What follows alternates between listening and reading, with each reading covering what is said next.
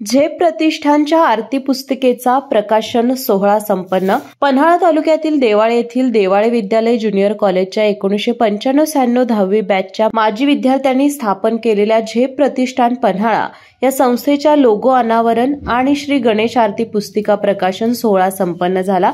शाळेचे मुख्याध्यापक नंदकुमार नल्लवडे आणि ज्युनियर कॉलेजचे प्राचार्य समीर घोरपडे यांच्या हस्ते प्रकाशन सोहळा पार पडला. देवाळे हायस्कूलच्या माजी विद्यार्थ्यांनी फक्त स्नेह मेळाव्याला एकत्र न येता 1995-96 10वी बॅचच्या सुमारे 140 विद्यार्थ्यांनी एकत्र येऊन झेप प्रतिष्ठान पन्हाळा या नावाची सामाजिक सेवा संस्था स्थापन केली.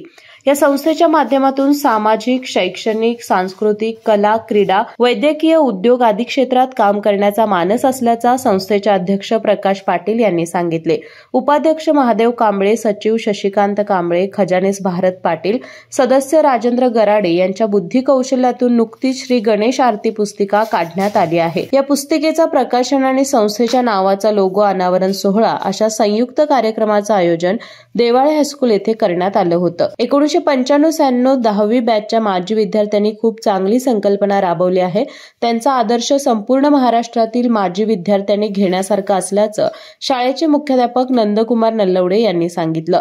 यावेळी सुमारे 1000 पेक्षा जास्त शालेय विद्यार्थ्यांना आणि शिक्षकांना आरती पुस्तिका मोफत भेट देण्यात आली. यावेळी शाळेचे शिक्षक, झेपचे पदाधिकारी, विद्यार्थी उपस्थित होते. केके न्यूज साठी देवाळेहून सनी काळे. अशाच नवनवीन अपडेट पाहण्यासाठी आमच्या केके न्यूज चॅनेलला सबस्क्राईब करा.